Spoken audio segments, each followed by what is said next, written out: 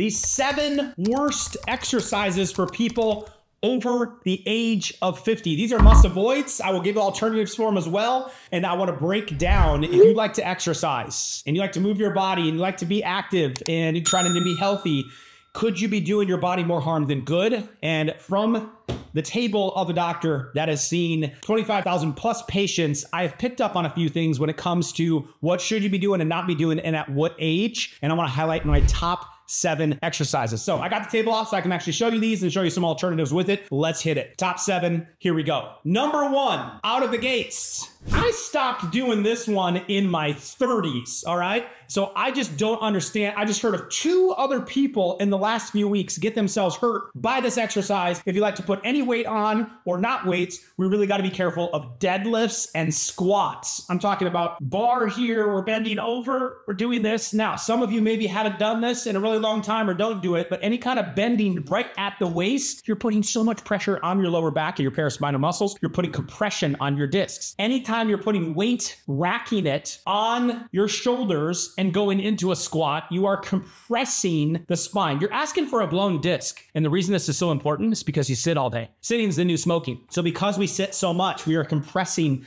the spine. And then when you strain it with weighted squats or weighted deadlift, I know we're trying to put on some muscle, bro, but it's just not worth it, especially when you get into, I would say 40s, but definitely in your 50s. Number 1 exercise to cut out. Now, the compression on those, I'm okay when the weight is not there, because you're not compressing as much. So we can do air squats all day. I think those are one of the best exercises you can do at the age of 50 or older, because it's helping to take care of your hip joints, which hips wear out. The more weight we have on our bellies, the more pressure we're putting on our hips. And that's going to really wear down those hips as we get older. A big concern for a lot of people. Squats is one of the best ways to help open those up and keep them strong. If we are going to do deadlifts, just no weights or very, very light weights, or you can go the 1-leg deadlift, which actually gets you a really good hamstring workout without the compression. We sit, sitting's the new smoking. Anything that's compressing the spine or weight on your shoulders is going to put a lot of compression on it. Let's stick with the back, shall we? Because it seems to be a problem. Number 2 is back extensions. It's why I brought the table out today. When we're looking at back extensions, I'm okay focusing on the lower back, but what I see people do is get really bad form. So what starts to happen is we're doing back extensions. That's these things right here, where we're extending our arms and our legs. And the problem is people start getting a little wild with it, a little uncontrolled, and we're putting a lot of strain on our paraspinal muscles. These are the really tight ones in your low back that when you get out of bed in the morning, ooh, it's the sore ones. Putting your back in extension like that and creating a lot of compression in the lower spine. Again, most of us have very tight paraspinal muscles, the big muscles that run right up our back. So better option for these, I would avoid them if you're age 50 or older, but a better option if you are going to do them is do opposite. 1 arm, 1 leg. It's got to be controlled. 1 arm, 1 leg. It's a cross crawl. And the reason I like that is because that's going to work on your brain as well, preventing muscle memory, wear down and cognitive decline of the brain, because you're stimulating brain to muscle thinking of having to raise 1 arm and 1 leg. So we teach those, but I would avoid just straight up legs and arms doing back extensions. Another option that I do like, I'm okay with a cobra, with a stretch and helping just get some pressure off those hip flexors and the muscles in your lower back. But careful of out of control back extensions. Number three, sit-ups. Over the age 50, we're putting our spine into flexion. We're putting our mid-back into flexion. And so we're compressing. I'm not telling you not to do sit-ups. I'm saying they've got to be done controlled. So contracting your abs and bringing your head straight up this way, not curling down. So I see people start to do them and you're just getting them in, but you're putting your spine into so much flexion and you're compressing the spine. So lift as if you're trying to take your nose to the ceiling and keep your core tight. Also, flip it over. Spend some time this way doing planks. The planks are going to help your core out a lot more than just putting lots of flexion in with uncontrolled sit-ups. Number 4, my bad shoulder people. Here's one you've got to eliminate. I eliminated this one in late 30s. Rows. So you're taking dumbbells or barbell and you're lifting it up to your chin. As you lift it up to your chin, look at the position that my shoulders are in. We're in so much rotation and there's so much strain on your rotator cuff. This is actually the test clinically. We would have them lift your arm and then you push down here to see if there's strain on the rotator cuff. That's how I would analyze you to find out, do you have a rotator cuff problem? And this exercise puts you in that position with weight pulling against it. So that's a definite no. If you have any kind of shoulder issues, you're putting way too much strain, it's not worth it. What do I do instead? Let's try some shrugs. Just hold the weights down here. You can still build this muscle right on your delt, the neck muscles, get that little figure that you're kind of looking for without straining it by doing upright rows. That's number 4. Number 5, same concept, just behind the neck. Anything behind the neck that we are pressing, dumbbells, weights, any kind of barbell, or pulling down behind the neck. Look at my posture here.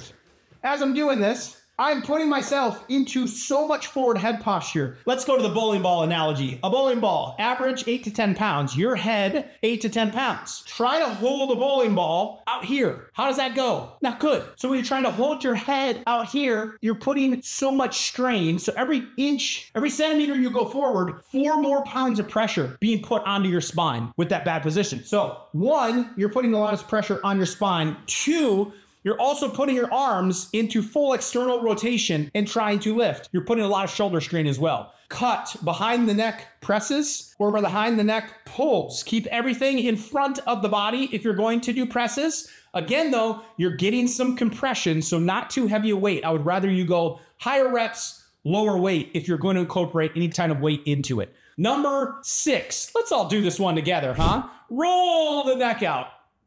What do you hear when you're rolling your neck?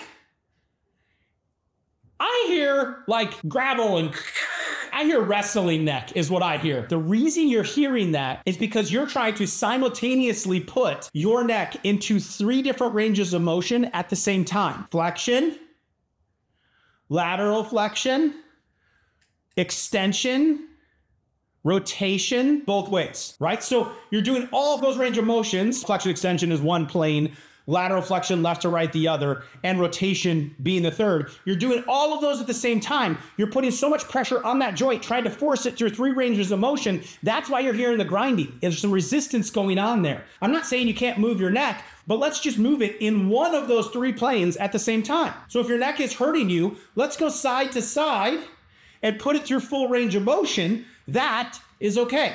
Then let's go to the next range of motion. Flexion, extension, just in that plane. And then we can go to the third one, rotation, left to right. So to take care of your neck, avoid the grinding by just doing the neck roll. Eliminate it, especially over the age 50. I would recommend that for 40-year-olds as well. Number 7, running. Wait, you're telling me to run, Dr. Livinggood? I love to run, I love to walk. It's not that. It's the position you put yourself in. I almost have to pull over as a doctor and grab people sometimes that are running down the sidewalk because I know they're trying to get healthy, but they're destroying their frame. You ever seen this runner? Their neck muscles are literally flaring. You can see the big neck muscles in the front of the spine and they're just hunched over, or they're doing one of these and they're just getting their steps in, bound and determined, mentally so tough, so hard on their frame. If we're gonna walk, if we're gonna run, we've got to be really aware of posture. If it requires you to hunch over in order to get the steps in, I would consider another form of exercise. Maybe it would be better for you to swim at that point. Maybe it would be better for you to bike at that point.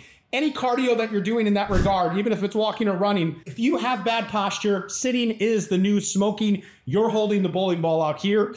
Get it in tight. Be aware of good posture. I would rather you do higher reps, lower weights, better form, less distance, better form, less speed, especially when you get older. You cannot replace your spine. You don't get dentures for it. There's no dentures for that. And when you wear out joints, they are never the same again. Fix your frame, especially when you're over age 50. You got to take care of it. You only get one. If you love that video, you can also check out my video on supplements people should avoid over the age 50 as well.